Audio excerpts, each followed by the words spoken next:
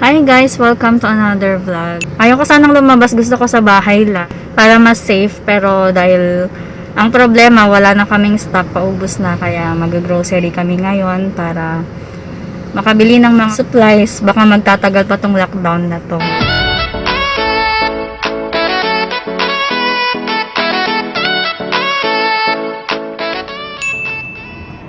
Ganito nakaluwag ang daanan ngayon. Andito na kami ngayon sa SM. Usually, konti lang ang nag-grocery, pero titignan natin ngayon. Kasi sa Save More, madami ring tao ngayon. So, pagpasok dito sa SM, check yung body temperature mo. So, nandito na kami ngayon sa hypermarket.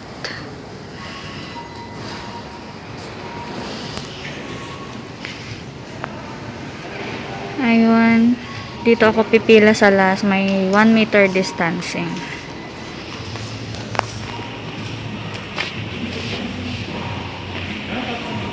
Pero ang maganda dito, may upuan.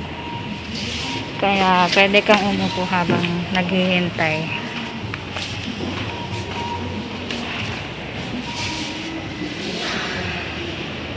Yan, maraming tao sa loob.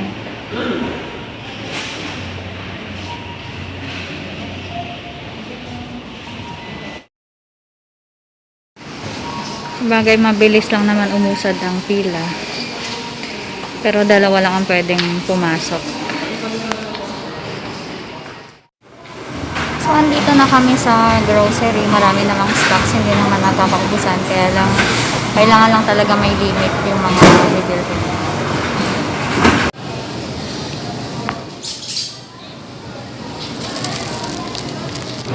Dito sa mga frozen foods, parang nagkakaubusan na, pero baka hindi pa lang sila nakapag-replenish. Ano kunin natin? Wala yung brand na pinukuha na ubos na. Okay, yun. Ito na lang. Yan. Wala na rin yung ibang prutas na nandito. Itong mga gulay nila, ito na lang yung mga available. Patatas na lang ang kunin natin kasi wala naman ng ibang isasahog.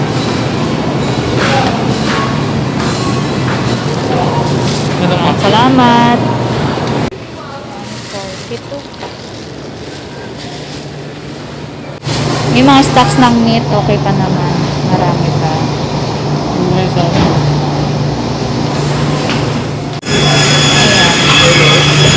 Ito na lang po. Pwede yung pa-chop kuya? Pang adobo na lang.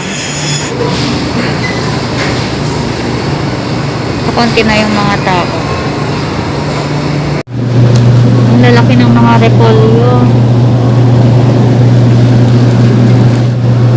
87, 82. Ito na lang ang kukunin ko.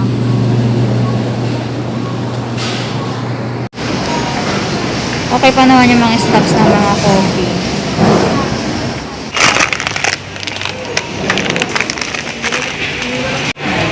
Dito sa Bear Brand, powdered milk in sachets, maximum of 2 bundles per brand per customer. So, dalawa lang ang pwede kumain. Marami namang stock sa mga gatas, kaya lang dalawa lang per customer ang pwede. Dito sa mga delata, meron lang mga sections na wala ng laman. Baka hindi pa sila nakapag-replenish. Dito sa section na to, ang wala lang bago.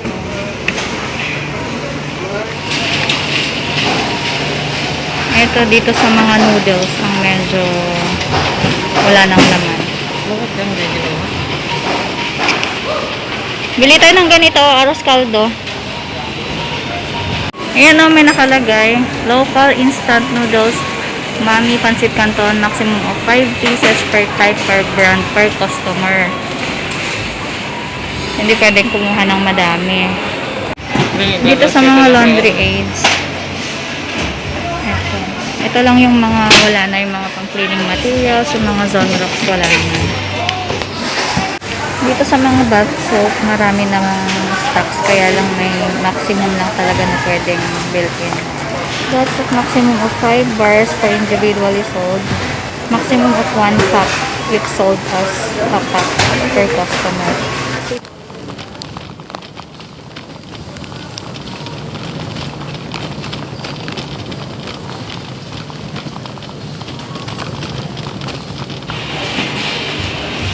Dito sa mga tissue, marami namang stocks, mga wet wipes, kaya lang merong ulit limit.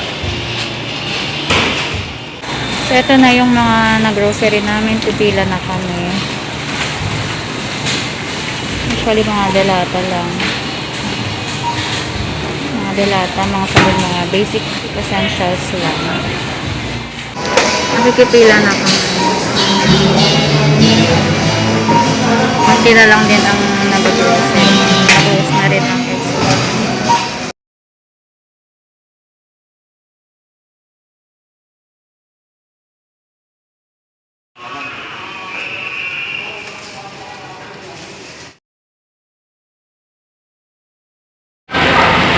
Pauwi na kami. Bali, ang total nito, 7,200.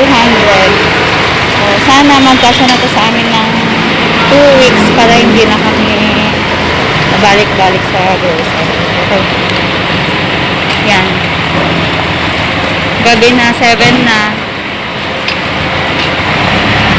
Magka-close na rin mamaya.